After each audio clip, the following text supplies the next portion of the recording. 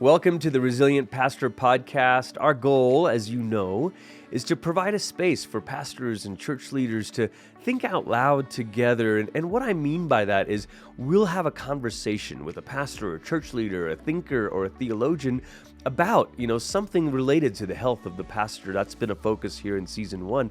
Or maybe in the weeks to come, it'll be about the state of the church or the cultural conversations that are happening out there. And our hope is that as you listen to this conversation, it'll kind of provoke your own thoughts and your own conversation about the challenges that we're facing together. But before we get into today's episode, I want to tell you about another initiative, another opportunity to provide a space for pastors to get together.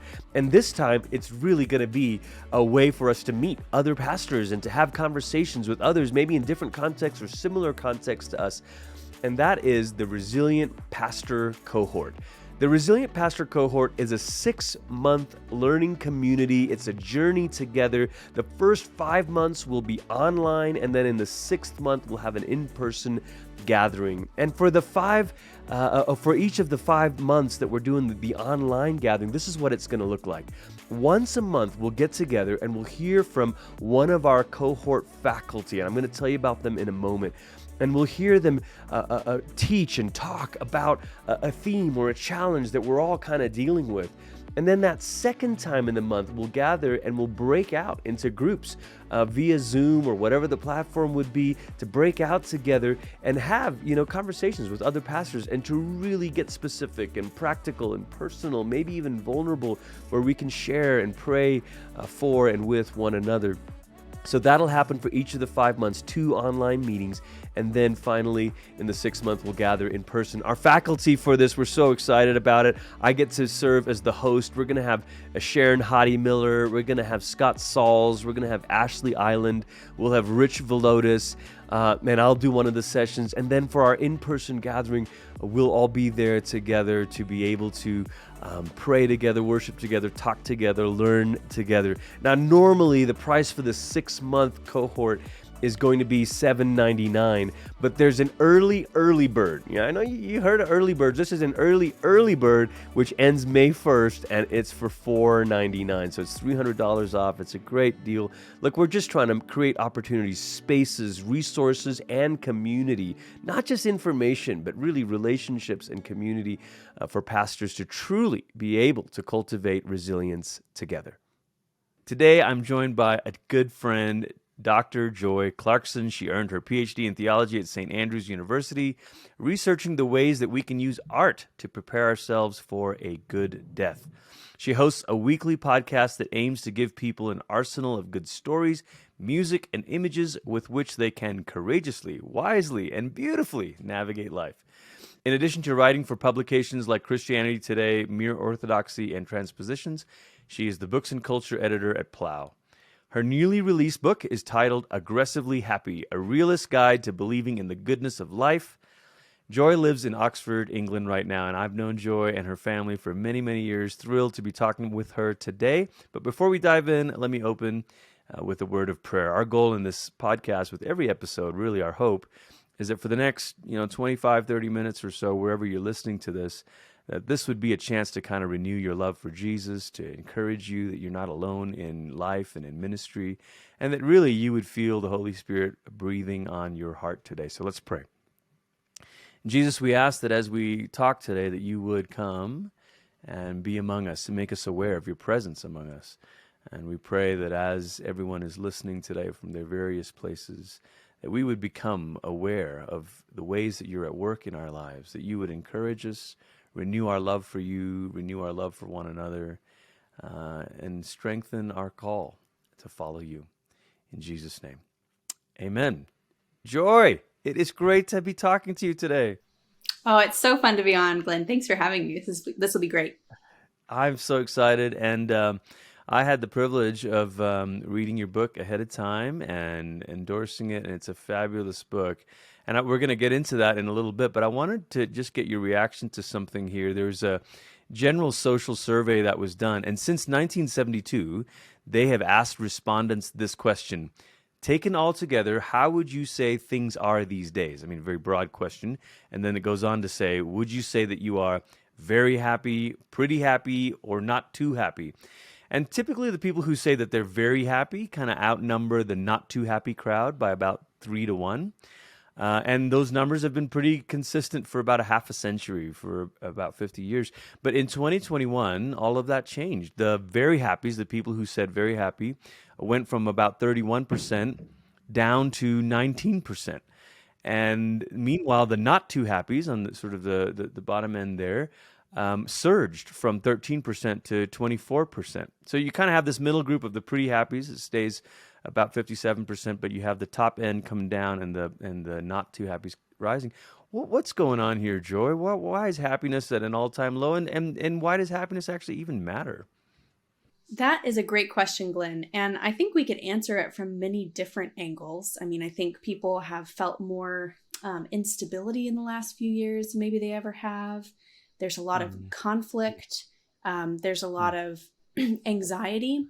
But I think, in my opinion, I think a lot of it boils down to the fact that we've been more isolated than we ever have been. And I think that most of our happiness boils down to having meaningful relationships. And I think the fact that actually we haven't been able to be together then deepens these kind of senses of alienation from one another.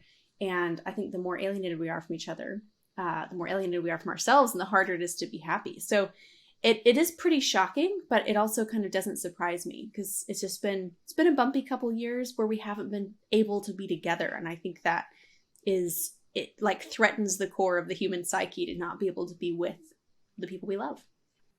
Yeah, I think you're right. I mean, certainly of all the things the pandemic has cost us, it's cost us in terms of relationships. And then, of course, you think about the other reasons to divide or maybe to sever or to strain relationships. That's certainly been a difficult thing. But talk to us a little bit about happiness itself, Joy. Why does happiness matter? I mean, maybe someone hears a stat like that and says, I don't need that. I mean, they'll just move on. I mean, I didn't sign up to follow God because it's about me being happy. I mean, what are we missing when we try to dismiss the importance of happiness here? Well, I think the first thing I would say is that happiness is pretty, from a Christian perspective, it's pretty important in Scripture. You have a book writing about this, but in Jesus' most famous teachings, we translate the Beatitudes as, blessed are the poor in spirit, blessed are, but that word actually just means something like happy or lucky or fortunate, the sense of being just plain old lucky, being happy. And if that is at the core of what Jesus, at the very kind of beginning of his ministry, when he's talking and telling us what the kingdom of God is about, then I think that we can't just underestimate happiness as a goal. And I think also of Jesus' words that he made us for life and life to its fullness, or the passage I put in the opening of my book, which is in Philippians, when Paul says, I tell you again, brothers and sisters, rejoice. It is a pleasure for me to say this to you, and it is a safeguard to your faith.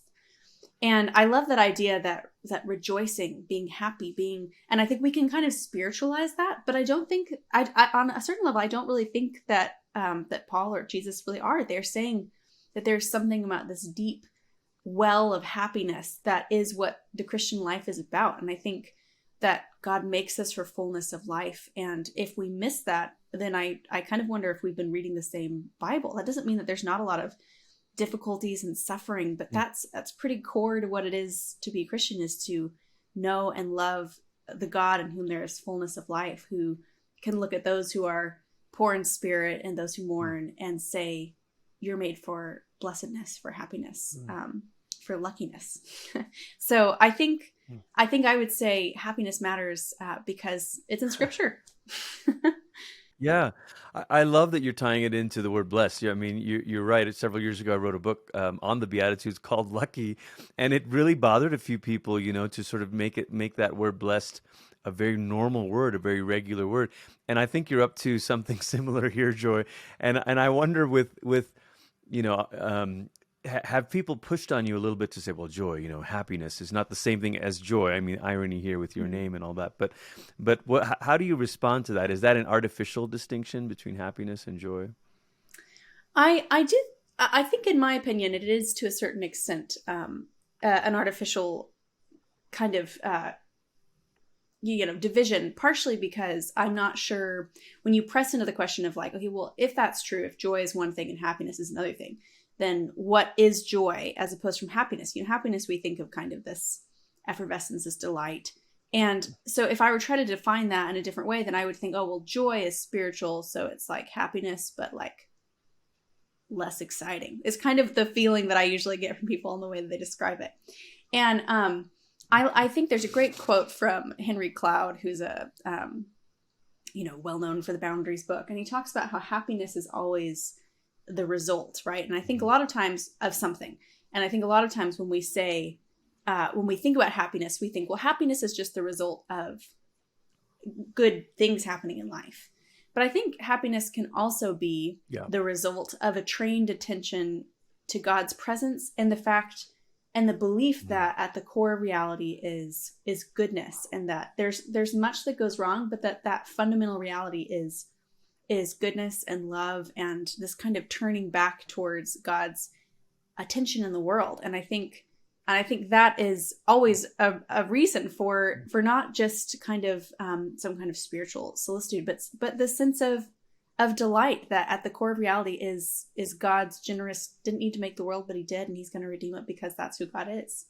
And I will say too, I do get a lot of pushback for this kind of thing. The title itself comes from, which you will know because you read it, comes from a disgruntled Twitter person who I had tweeted something about, just like, I was just saying, I feel like the internet has plenty of opinions and it doesn't need more of a mind when it comes to politics or whatever. So I try to keep it humorous and light, and not humorous and light don't have to mean shallow, and literary on Twitter. And so I had tweeted something about tea or lipstick. I actually don't remember what it was. And somebody responded and said, "This is disgusting. You're so aggressively happy." And I thought, you know what?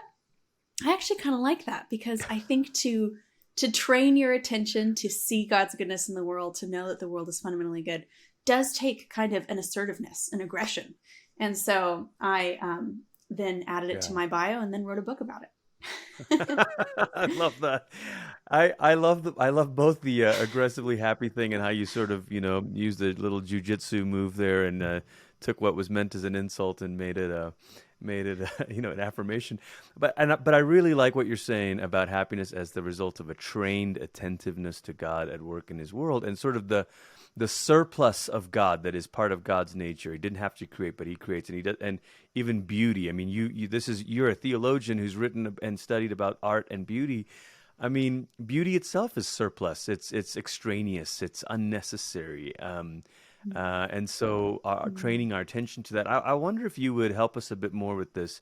And I want to reference something you tweeted recently. Speaking of Twitter, you tweeted that something about, and you'll get the wording right here, but something about that you are not a machine, but you're more like a garden. And so, we tend to, and pastors, church leaders, I mean, this is a podcast for pastors and church leaders. We tend to think of ourselves as machines, like we are kingdom machines, we're gospel machines, we're ministry machines. We just keep going. So even this conversation today about like training my attentiveness to God's, like, come on, man, so, but unpack that for us. What's the difference between a machine and a garden, and how do we cultivate joy and this sort of trained attention to God? I'm so glad you're asking me about that. So I am a theologian, but my PhD focused on art and literature and kind of theology working itself out in those areas. And so one of the things I love thinking about is the metaphors we use for ourselves and for the world. In Scripture, we have so many of these metaphors and images of God, and the way we describe something shapes how we relate to it. And I've noticed that we talk about ourselves often using machine metaphors, and that shapes how we relate to ourselves in the world, right? So we say if something bad happened, we say we're processing it, as though, like a computer, I can process it and then it will be done. But anyone who's had a terrible thing in their life happens knows that that's like not at all how grief or anger works, right? You process it, and then you come back to it the next day and you're mad again. And then now it's changed to sadness. And so that's an inaccurate way of approaching ourselves. But also we act like, there's many other ways we do this. We say we're processing it. I'm of course drawing a blank, but we use these kind of metaphors that make us think of ourselves as the kind of creature that can be the same and produce the same thing every single day. And that's just an inaccurate metaphor, because as humans, we are, when we're born, we're constantly developing into this point of kind of fullness. And then after that, we're constantly falling towards death, which means that we're kind of on this cycle where even on a global scale, we're never the same. But then even just like on a basic level, our hormones change throughout the day and they change throughout the year. I was just complaining to you about it being January and it's dark and gray and I'm mad about it. And I think that there's this sense that when we treat ourselves like machines, that's not what humans are. So it's incorrect, but it's also damaging, because if you gardens, bodies, these are soft, malleable things that are kind of sensitive, and you can destroy them if you treat them like they are a metal thing that will produce the same thing every day. And we've done this in a practical way to our land in America. We farmed it so much that it's lost its nutrients because we expected it to be like a machine that you can just put in the same thing and get the same thing out every day. And so I think for me, meditating on that sense of what are the metaphors I use for myself, garden is a good metaphor, because it reminds me that I will have seasons, that there will be times when I am less productive. There will be times when I'm super productive and I don't need to restrain myself and I need to just enjoy the fruitfulness. And there's times when I will need, and I think thinking in that way, and also that allows me to also remember that gardens are this mysterious thing where you plant a seed and it comes up. And I think that using that metaphor helps us be more aware of God's kind of work in our lives, that it's not something we can just manipulate and control, but that we are attentive and then we let God do the growing in our lives. So I think I would just encourage people to think about the metaphors you use and remember that you are not a machine. You shouldn't be a machine. And if you treat yourself like one, you might destroy the true fruitfulness and the true beauty of what it is to be this creature dependent on God and the weather and what you had for dinner last night. You know what I mean? I think it's just kind of a getting in touch with who you are, that you're a creature that God provides for you, and that actually that's not a design flaw. It's not a design flaw. What a great statement. And to think of ourselves holistically like that. I mean, oftentimes, even in this conversation with pastors, and this whole season 1 is about the health of a pastor, it's easy to kind of even sort of treat that in a disembodied way and to say, well, let's just talk about the pastor's soul or the pastor's spiritual life. But even the garden metaphor, it's a complicated ecosystem. And as human beings, we're a complicated ecosystem of what we eat, how much sleep we're getting, and all of that stuff. Which reminds me of another one of your just all-time great tweets, Joy. You're a great follow on Twitter. But one of your all-time great tweets was about Elijah. And, the after Mount Carmel, he has, calls down fire from heaven. And which church leader doesn't love that story? We prayed and, whatever, fire came from heaven. And then he's on the run from Jezebel and he's scared and he's depressed and he wants to die. And he's like, God, just take me. And then God shows up. And I don't want to give it away, so I want you to take over right there. What does God do with Elijah, and what can we learn from that? Well, I think that the tweet says that God gives him a nap and a snack, right? God comes to Elijah and causes sleep to fall over him. And then he sends some birds and gives him some bread, and Elijah eats the bread and water. And then he puts him back to sleep again and then does the whole process over again. And I think the thing that I love about this story is that it reminds us of kind of that we are creatures dependent on God, that we have bodies, and that God is not surprised by the fact that we get exhausted or that we run out of steam. And I think there's a lot of times when, I think that a really useful skill in life is the ability to tell the difference between a existential crisis and a blood sugar low. And there have been so many times in my life when I have had arguments, despaired of life. And then I've been like, you know what? I haven't slept in a while. I haven't eaten in a while.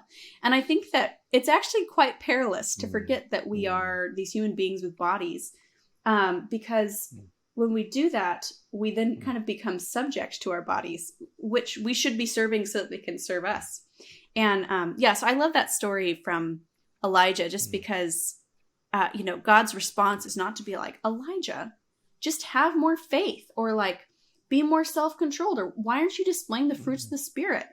He just goes and takes care of his physical needs. And I think a lot of times we would do well to stop ruminating, stop beating ourselves up, and have a snack and a nap, and then come back to whatever is bothering us so much, and attend to that in a healthy space, because that's what God does to us.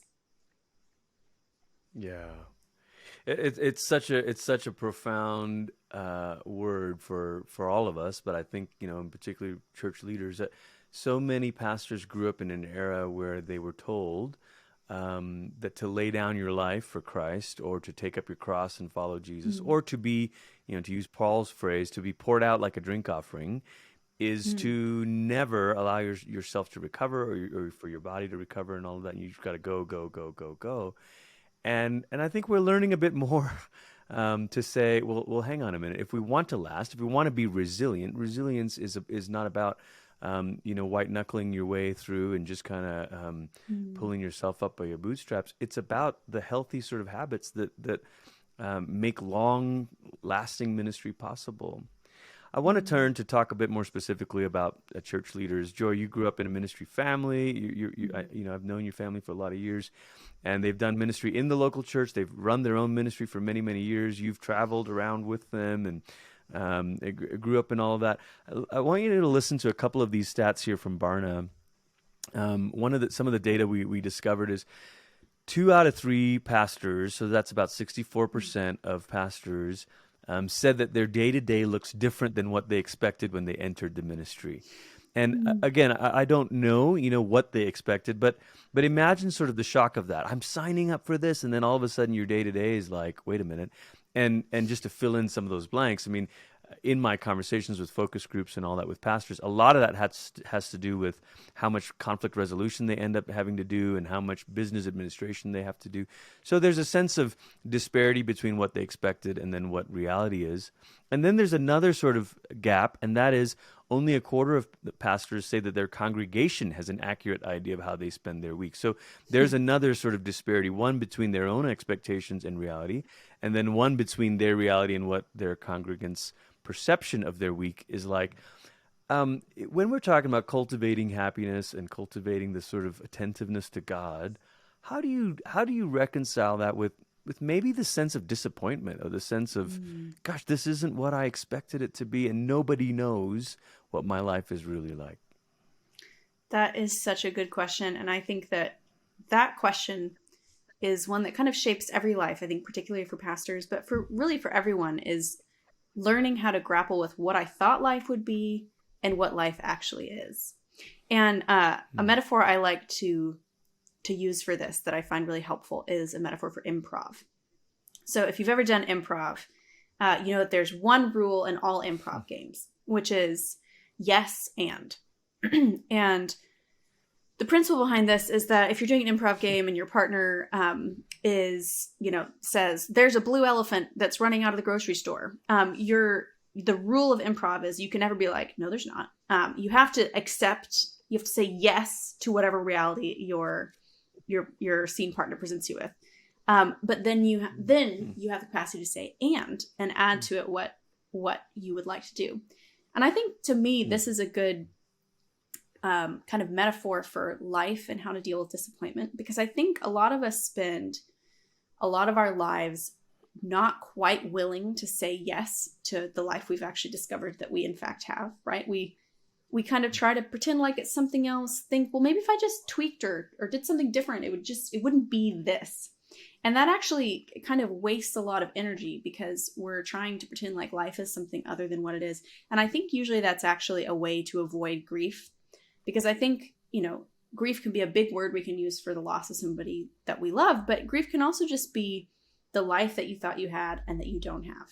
And I think that it's really important to learn to say yes to your life, which is, counselors use the language of radical acceptance, that it's saying, what is the life in front of me? And accepting it, not meaning I approve every part of it, or I like every part of it, or I think it's all good, or I even have to, but the sense of trying to be as realistic as you can about what's in front of you. trying to accept the blue elephant that your scene partner of life has given you, so that then you can add to it and have a sense of your agency. Because I think a lot of sadness and depression comes from feeling like I can't do anything about my life being disappointing.